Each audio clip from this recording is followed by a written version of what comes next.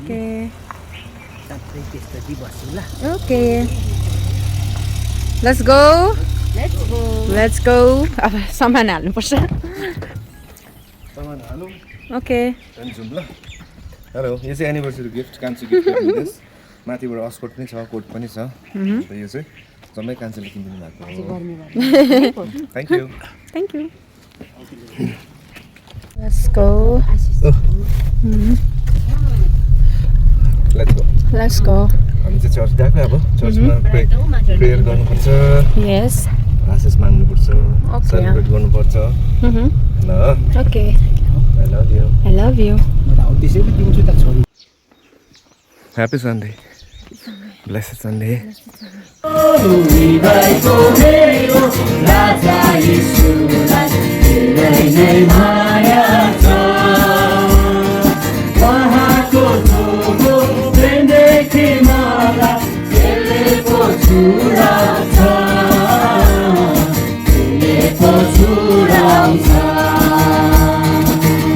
पहिलो यौना 4:12 यसो लेखेको छ 4:12 मा परमेश्वरलाई कसैले कहिले देखेको छैन यदि हामीले एक अर्कालाई प्रेम गर्यो भने परमेश्वर हामीमा रहनुहुन्छ र उहाँको प्रेम हामीमा सिद्ध भएको हुन्छ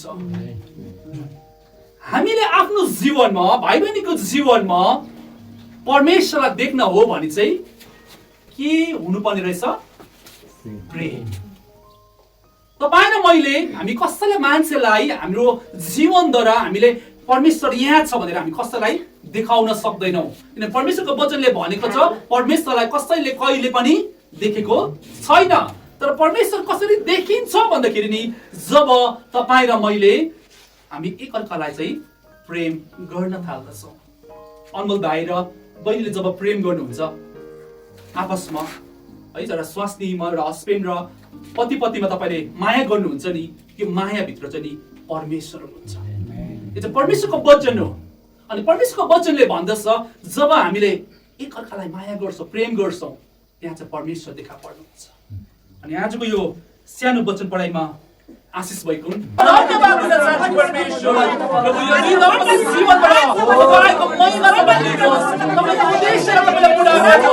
Happy anniversary.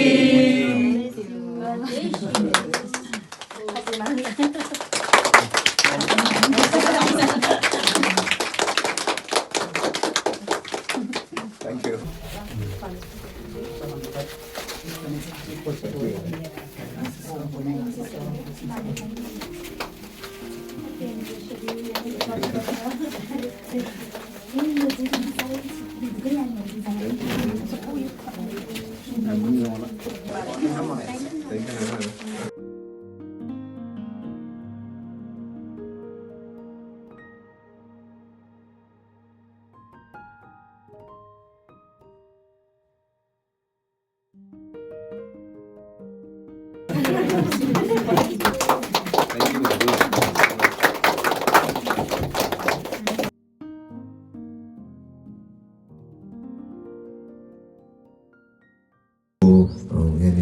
फेलोसिप यो चर्चमा हामी जोडिँदै गर्दाखेरि परमेश्वरको अझै नजिक हामी गएको हामीले थाहा गरेका छौँ महसुस गरेका छौँ र परमेश्वरको प्रेमलाई पनि हामीले धेरै मात्रामा थाहा गरेका छौँ र हुन्छ जय मसी हजुर सबैजनालाई बेसी इमोसनल हुन्छ होला भनेर मैले अघिदेखि नबोल्नु पर्यो भनेको तरै पनि यो समय दिनुभएको छ धन्यवाद अनि हजुरहरू सबैजनालाई म धन्यवाद दिन चाहन्छु मैले अस्तिको लास्ट सन्डे पनि भनिरहेको थिएँ यो सम्बन्धले चाहिँ सबैभन्दा इम्पोर्टेन्ट कुरा चाहिँ मेरो लागि परमेश्वरसँग जोडेको कुरालाई मैले तपाईँसँग सेयर गरिरहेको थिएँ आज अनमोल या मम्मा पापा मेरो जीवनमा नहुनु भएदेखिलाई उहाँहरूसँग मेरो एन्काउन्टर नहुनु भएदेखिलाई मैले भनेको थिएँ नि म बिलाएर जान्थेँ होला सायद है मैले परमेश्वरको प्रेमलाई फेरि पनि मेरो जीवनमा लिन सक्थिनँ होला उहाँको प्रेमलाई मैले बुझ्न सक्थिनँ होला धेरै कुरा हुन सक्थ्यो होला मेरो जीवनमा म भत्किन सक्थेँ होला म तोडिन सक्थेँ जे पनि हुन सक्थ्यो मेरोमा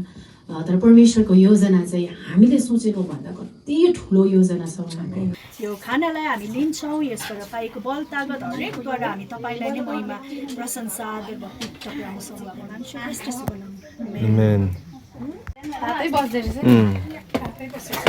दिस इज यो चाहिँ चिकन फ्राई, यहाँ छ वाचिपा, अनि यहाँ छ आलुदम, यो चाहिँ अचार, अनि अब चाहिँ हामी खाना खानु आँटेको। सो लेट्स स्टार्ट सर्भिङ ल। मिठो छ ल।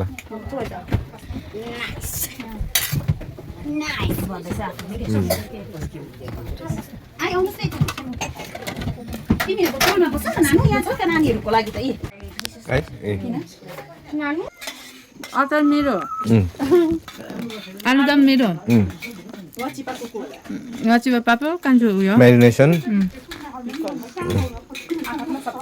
हजुर खान्छु। वाचिपा खानु भोक लाग्यो नि पुरा।